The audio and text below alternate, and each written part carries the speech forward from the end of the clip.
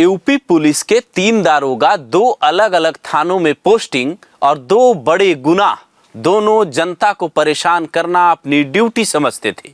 मेरठ के मवाना थाने का ट्रेनी दारोगा राजेश यादव जहां हत्या की साजिश में शामिल मिला, तो वहीं परीक्षितगढ़ थाने के 2 दारोगा पब्लिक को लूटते पकड़े गए। नतीजा ये हुआ कि गांव वालों ने इन्हें बंधक बना लिया। पूरी कहानी समझने के लिए हमारे सहयोगी अभिषेक शांडिल्य ने जब परीक्षितगढ़ थाने के एसएचओ दिनेश प्रताप सिंह को फोन किया, तो उन्होंने जो कहानी बताई वो मीडिया में चल रही कहानियों से काफी अलग निकली। पर वो बताएं उससे पहले पूरी रिपोर्ट सुनिए। परीक्षितगढ़ थाने के दारोगा सत्येंद्र और दूसरे ट्रेनी दारोगा शिवम को एक कॉल आती है। साहब गोविंदपुरी गांव में अवैध पटाखे की बिक्री हो रही है। ये लोग जाते हैं और एक घर से पटाखे निकालने को कहते हैं।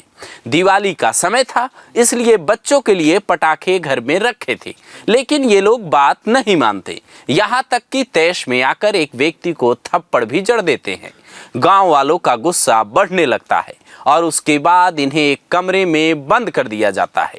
कुछ लोग कहते हैं इनके साथ मारपीट भी हुई है, जिसके बाद 3 थानों की पुलिस फोर्स मौके पर पहुंचती है, गांव वालों को समझाती बुझाती है और इन्हें किसी तरह बाहर निकालती है। लेकिन कहानी में नया मोड़ तब आ जाता है जब पता चलता है दोनों दारोगा मेडिकल टेस्ट करवाने से पहले ही थाने से गायब हो जाते हैं, यानी इनका मेडिकल टेस्ट नहीं होता, जबकि नियम के मुताबिक इनके साथ गांव वालों ने या किसी ने कुछ गलत किया था तो मेडिकल रिपोर्ट होना चाहिए था। और सवाल यह भी था कि क्या दारोगा हैं तो किसी के घर की चेकिंग यूं ही करने लगेंगे, या कोई नियम कायदा कानून चेकिंग का भी है। हो सकता है नई उम्र के ट्रेनी दारोगा ने ये सब नहीं समझा हो, पर लंबे वक्त से उस थाने में मुस्तैद सत्येंद्र को ये बातें क्यों नहीं समझ आई।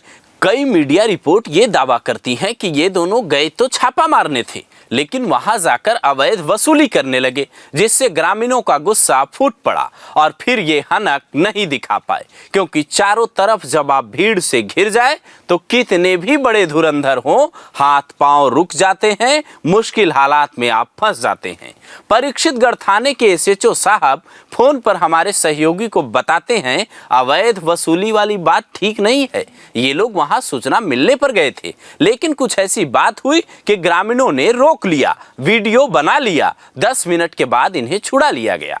अब यहाँ सवाल ये है कि क्या 3 थानों की पुलिस 10 मिनट के भीतर वहां पहुंच गई और उतनी ही देर में ग्रामीणों को समझा भी लिया गया, या फिर काफी देर तक ये लोग बंधक बने रहे और अब नाक बचाने के लिए पुलिस ये बात कह रही है।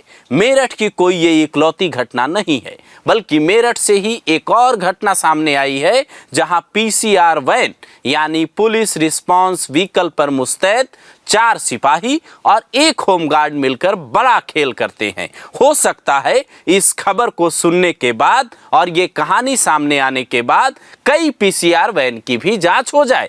जैसे आप 100 या 112 नंबर डायल कर पुलिस बुलाते हैं तो वो कॉल सीधा लखनऊ जाती है, ये बात शायद आपको पता होगी, और वहां से ये तय होता है कि कौन सी पीसीआर वैन किस घटना स्थल के नजदीक है और किसे भेजा जाएगा।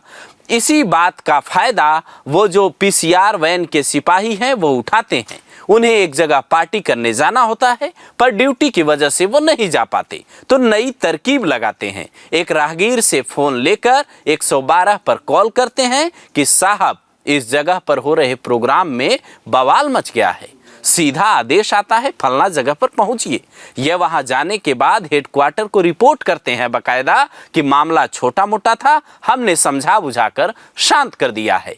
यूपी पुलिस की एक टीम अब उस नंबर पर कॉल करती है जिससे शिकायत दर्ज की गई थी, ताकि ये पता किया जा सके कि वो कार्रवाई से संतुष्ट है या नहीं।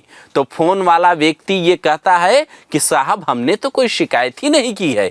यहाँ तक कि उस इलाके में कई बार शिकायती नंबर स्विच ऑफ पाए गए, ये दावे कई मीडिया रिपोर्ट में किए गए, जिसके बाद शक होते ही एसपी विपिन ताड़ा ने एक्शन लिया और इन्हें सस्पेंड कर दिया।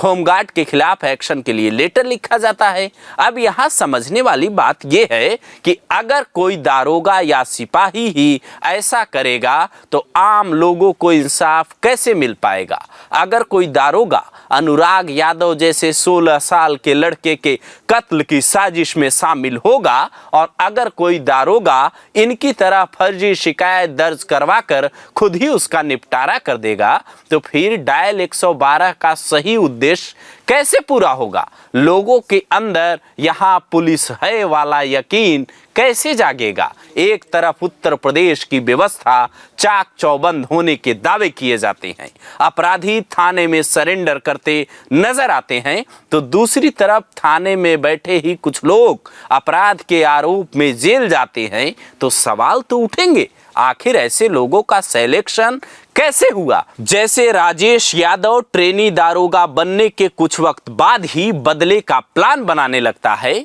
जैसे 2 दारोगा मिलकर जनता को सताने लगते हैं और लाखों करोड़ों की उगाही का प्लान बनाने लगते हैं। जो दावे मीडिया रिपोर्ट में किए जा रहे हैं वो ईमानदारी की कमाई पर भरोसा क्यों नहीं कर पाते। ये नियत उनके अंदर कहां से आएगी।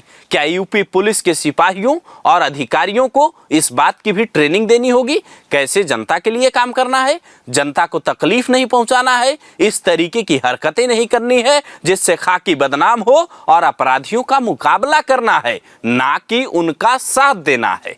आपका इस वीडियो पर क्या ख्याल है, कमेंट करके अपनी राय दीजिए।